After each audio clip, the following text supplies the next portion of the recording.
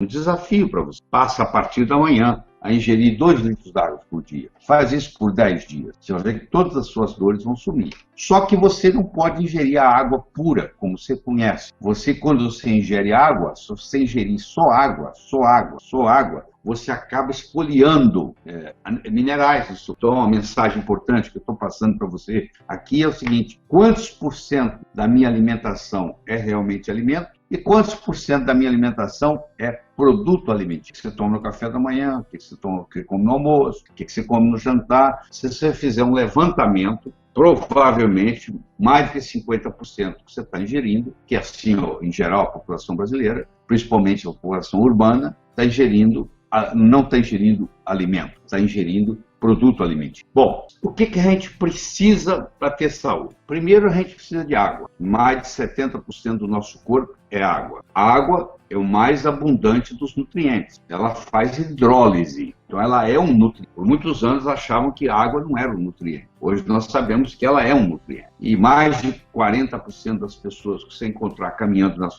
ruas, elas são desidratadas. E quando desidrata, libera uma coisa chamada histamina. E a histamina predispõe à dor crônica. Então, você que está precisando tomar analgésico para melhorar a sua dor crônica, e você acorda com dor aqui, dor ali, se você aumentar a quantidade de água que você bebe, automaticamente a dor vai desaparecer. Eu tenho um desafio para você. Passa a partir da manhã a ingerir 2 litros d'água por dia. Faz isso por 10 dias. Você vai ver que todas as suas dores vão sumir. Só que você não pode ingerir a água pura, como você conhece. Quando você ingere água, se você ingerir só água, você acaba espoliando minerais do seu corpo. Então você tem que ingerir sal. Não é o cloreto de sódio que você tem na sua mesa. Cloreto de sódio, que é aquele sal de mesa que você conhece, branquinho, ele é veneno. Porque para chegar naquele branquinho, precisou de uma série de bleaching, uma série de detergentes que ficaram ali no produto e são venenosos. Então, se você ingerir cloreto de sódio, que é o seu sal de mesa, você, além de ter pressão alta, você vai ter uma série de outras consequências. No entanto, se você aprender a ingerir o sal integral, que pode ser um sal integral marinho, ou pode ser um sal integral que venha, por exemplo, do Himalaia, sal rosa do Himalaia, você vai estar ingerindo mais de 60 minerais, entre eles um mineral chamado magnésio. Nós, brasileiros, temos carência, porque para ter magnésio, você precisa ter água magnesiana. Para você precisa ter água magnesiana, você precisa ter vulcões. E o Brasil é pobre em vulcão, ainda bem, né? Nós não temos vulcões, mas também pagamos um preço por isso. Nada é de graça, né? Não tem almoço de graça. Tudo tem um preço. Então o Brasil é conhecido internacionalmente pela Organização Mundial de Saúde como sendo um país pobre, por exemplo, em magnésio. Entre outras coisas, por exemplo, problemas que nós temos também de iodo. E assim vai. Aliás, se você fizer um estudo, e os americanos fazem isso muito bem, que chama NHANES, que é um estudo feito pelo Departamento de Agricultura americano, que a cada 5 anos eles pegam 2.500 americanos em diferentes cidades e fazem uma avaliação laboratorial do que eles vêm ingerindo. E nos últimos 30 anos, por exemplo, a quantidade de iodo que você ingere caiu 50%, porque não tem mais no solo. Quando a sua mãe tinha a sua idade, ela ingeria o dobro do iodo que você ingere hoje. Quando a sua mãe tinha a sua idade, ela ingeria mais do que o dobro de magnésio que você ingere hoje. Então, o que está acontecendo? Os minerais e as vitaminas estão desaparecendo dos alimentos. Então, com isso, você vê as consequências. Mas vamos voltar na nossa história da água. 70% do nosso corpo é água. O cérebro chega a ser até mais. E quanto mais jovem você é, mais quantidade de água você tem. Um recém-nascido chega a ter 80%, 85% de água. Uma pessoa idosa de 90 a 100 anos chega a baixar para 60%, 59% de água. Então, se você quiser melhorar a sua saúde, a primeira coisa que você tem que fazer é ingerir mais água. E concomitantemente à água, você ingere mais sal. Então, geralmente, você coloca uma colher de sal integral, uma colher de café. Tem colher de sopa, tem colher de chá, tem colher de café. 3 colheres de café fazem uma colher de chá. Então você pega uma colherzinha de café, põe num litro de sal integral, põe num litro d'água. E você toma aquele litro d'água durante o dia. Se você quer fazer 2 quer tomar 2 litros, você põe 2 colherzinhas, é muito simples. Aí você vai se hidratar. Só isso aí já faz uma diferença enorme no resultado. Nós somos viciados em carboidrato. Tão difícil você ficar longe do açúcar que é quase um martírio, porque quando você ingere o açúcar, você imediatamente aumenta a sua dopamina. A dopamina faz a gente ficar mais feliz. Então a dopamina estimula você para vir. Então você está num ciclo vicioso, viciado.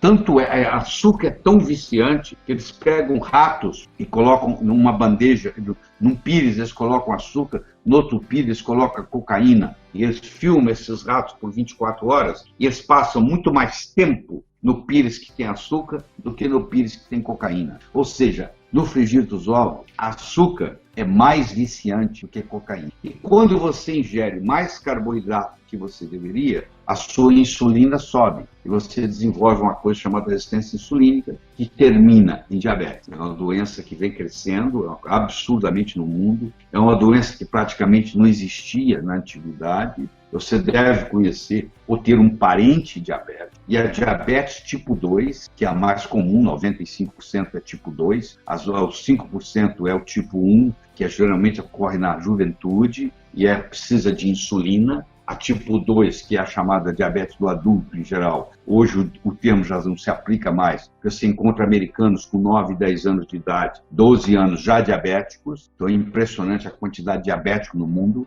e o conceito que se tem erradamente em medicina é que diabetes é uma doença progressiva e que você não tem nada que você possa fazer, você tem que tomar remédio. E aí vem as amputações, vem cegueira, vem transplante de rim, vem transplante de fígado e etc. Mas o fato é que se você fizesse, como eles fizeram, eles pegaram um grupo de aborígenas. O que são aborígenas? São os nativos australianos, que os pais, os avós viviam na floresta. E eles, filhos desses netos, vieram para a periferia da cidade de Sydney. Eles pegaram esses indivíduos, seriam os índios dele, que estão morando na periferia. Como tem aqui no Brasil, você vai em Campo Grande, você vai em Cuiabá, você vê índios morando na cidade. Então os índios ali, australianos, chamados aborígenes, como eles têm uma genética para poder sobreviver à fome, eles têm um tipo de gene chamado Trifid gene, que é o gene parcimonioso, é o gene da economia. Quando põe fartura para ele, principalmente na forma de carboidrato, eles desenvolvem diabetes. Todos eles ficam obesos e todos eles desenvolvem diabetes. Então eles pegaram um grupo de 30 obesos diabéticos na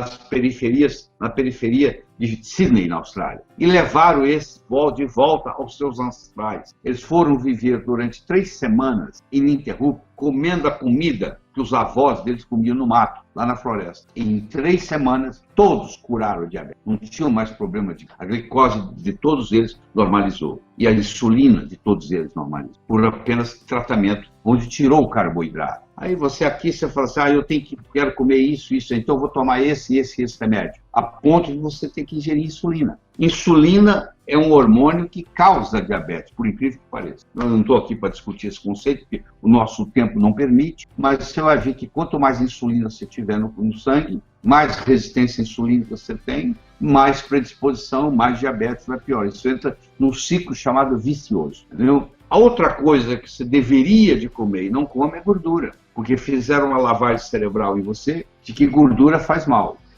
O seu avô, o seu bisavô comia carne de porco numa boa, cozinhava com banha de porco numa boa e era muito mais saudável do que você, porque eles ingeriam gordura. Por quê? Todas as células são feitas, a membrana celular é feita de gordura. O nosso cérebro é feito de gordura. Se você tira a gordura da sua vida, você tem uma deficiência, inclusive, cognitiva. Eu acho que existe uma doença no mundo hoje chamada deficiência lipídica, que nós, cardiologistas, assustamos as pessoas que elas não podem comer gordura. Porque se elas comerem gordura, o colesterol vai subir, meus amigos. Meu amigo, você que está aí, meu amigo. Colesterol não é feito de gordura. Colesterol é feito de carboidrato. Colesterol não é uma gordura. Conversa com seu amigo bioquímico. Colesterol é um álcool. Ele não é uma gordura. E ele não é feito de gordura. Ele é feito de carboidrato. Se o seu colesterol está elevado, provavelmente é porque você está comendo muito açúcar. Se você diminuir a sua quantidade de açúcar, você vai diminuir o seu colesterol. Muitas vezes o seu colesterol está elevado porque você tem um problema de tireoide. Você tem hipotireoidismo. Aliás,